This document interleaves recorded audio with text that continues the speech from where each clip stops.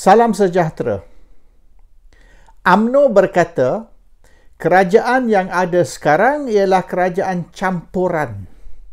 Dan mereka nak ganti kerajaan campuran ini dengan kerajaan Barisan Nasional.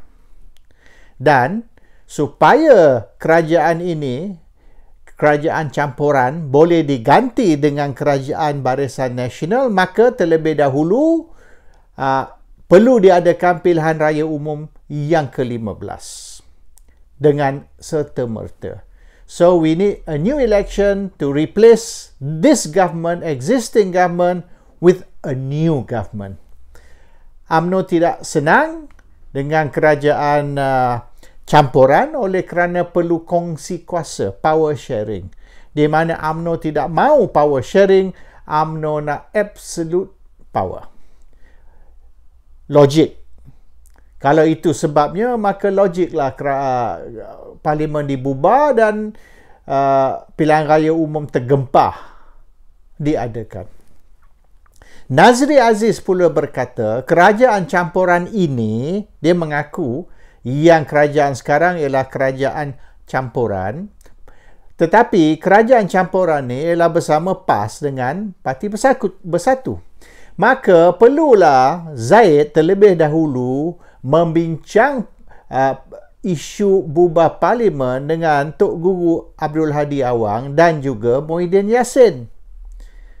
Kena ada konsensus bahawasanya parlimen akan dibubar untuk mengadakan pilihan raya umum tergempah. Because this is, as Nazri kata, UMNO juga kata, is a kerajaan campuran, bukan kerajaan Barisan Nasional. Jadi Zaid tidak ada kuasa seorang diri unilaterally bubar parlimen. Dia kena konsensus or bilateral.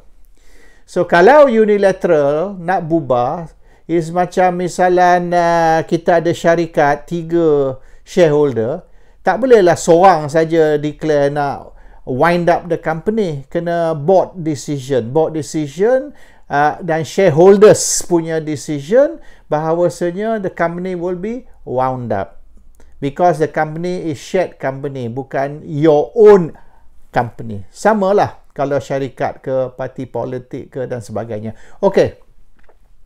Katalah Zaid bincang dengan Hadi dan Muhyiddin dan Hadi dan Muhyiddin tidak setuju. Dan mereka nak kekalkan kerajaan campuran hingga ke tamat tempoh, iaitu Jun tahun depan. What happens? Sekiranya rakan di dalam kerajaan campuran ini, iaitu PAS dan Bersatu, tak setuju bubar parlimen, dan oleh kerana ini kerajaan campuran dan UMNO ataupun Zaid tak boleh seorang diri membuat keputusan bubar parlimen, maka Zaid boleh tumbangkan kerajaan sekarang ini, bring down the government melalui undi tidak percaya. So, apa yang Zaid perlu buat ialah mendapat, kalau boleh sekurang-kurangnya 111 ahli parlimen, iaitu 222 tolak apa ni, tapi kita dah kurang apa, so 220. Kalau dah 220, 220 ahli parlimen, majoriti dia 111. Kalau 111 ahli parlimen, bermakna 110 menyokong Zaid menjadi 111, maka satu undi tidak percaya boleh dilulus di parlimen. Dan sekira undi tidak percaya dilulus di parlimen, maka jatuhlah kerajaan yang ada, kerajaan campuran.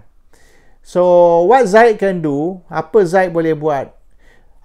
Alternatif nombor 1, bincang dengan Hadi dan Muhyiddin. Kalau Hadi dengan Muhyiddin tak setuju, ataupun Zaid tak mau bincang dengan Hadi dan Muhyiddin kerana ialah Zaid ni benci Hadi dan benci Muhyiddin. Maka kalau dia benci Hadi dengan Muhyiddin dan dia tak mau lose face, dia tak mau malu, sekira dia katalah Zaid bincang dengan Hadi dan Muhyiddin, Hadi dan Muhyiddin tolak, malulah.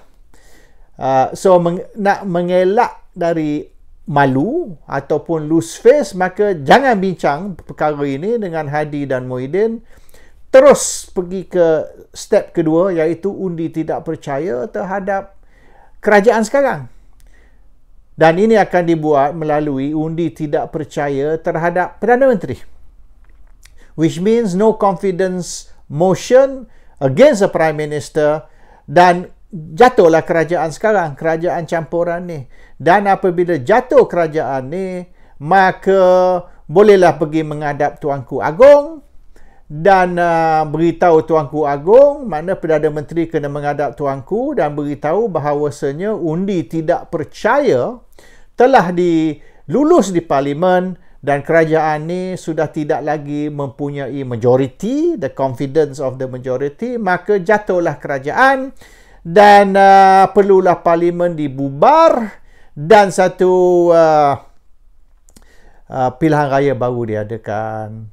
Kalaulah Agong Duli Yang Maha Mulia berasa yang tak payah bubar Parlimen oleh kerana undi tidak percaya telah diluluskan di Parlimen terhadap Perdana Menteri Ismail Sabri Yaakob, maka interim government boleh ditubuhkan. Bermaknanya satu kerajaan sementara, caretaker government ataupun interim government boleh ditubuhkan, set up a new caretaker or interim government dengan Perdana Menteri baru.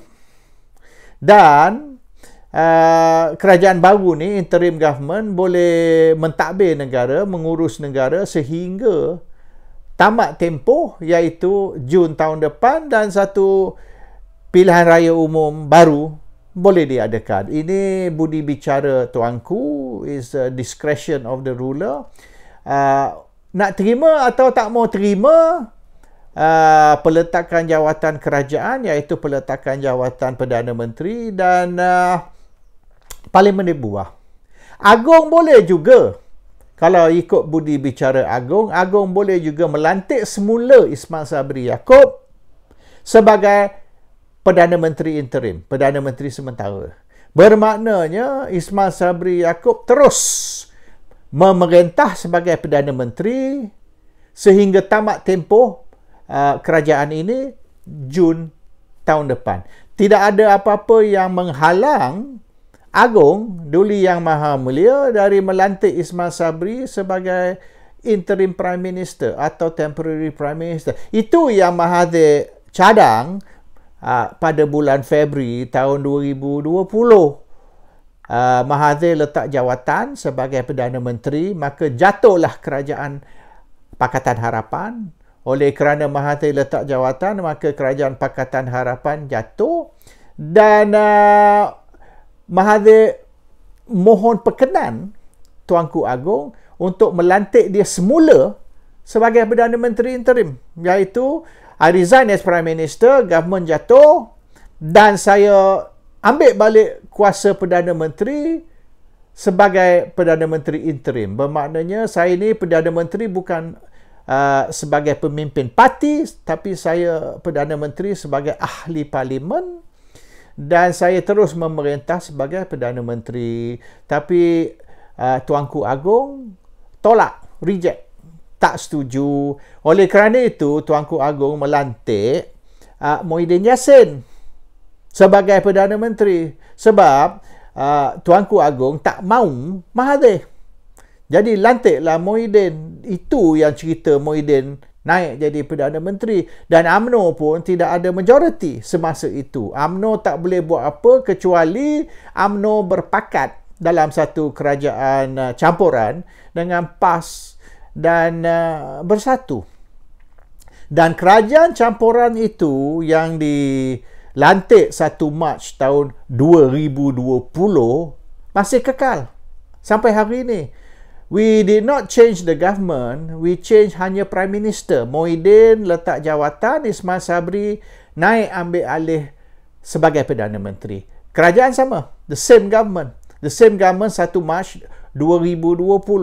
So alternatifnya, kita jatuhkan kerajaan ini melalui undi tidak percaya dengan automatik, maknanya Agong kena decide adakah setuju nak berubah parlimen dan adakah pilihan raya baru seperti Zaid nak, ataupun continue as interim government, lantik interim prime minister, orang baru, ataupun Perdana Menteri yang ada sekarang Ismail Sabri just take over, continue as interim prime minister. So dengan tindakan nak berubah parlimen, tak boleh jamin lagi yang perkara ini akan berjaya.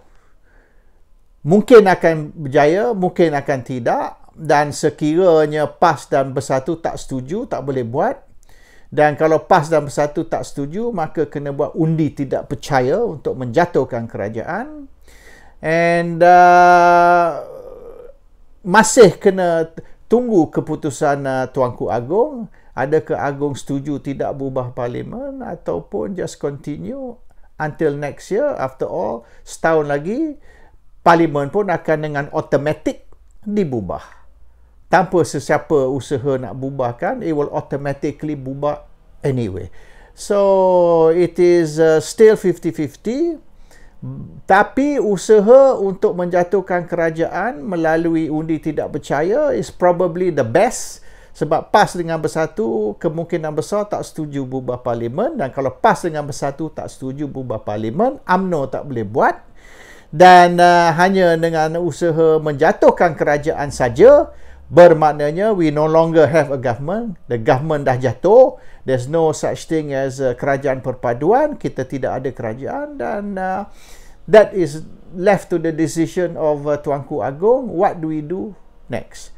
It is yang sebenar very interesting, oleh kerana ini kerajaan membuat undi tidak percaya terhadap kerajaan, which means kita buat undi tidak percaya terhadap diri kita sendiri. Oleh kerana kita nak buang kerajaan campuran dan ganti dengan kerajaan kita sendiri, and that has to be melalui membunuh kerajaan kita sendiri. Salam sejahtera.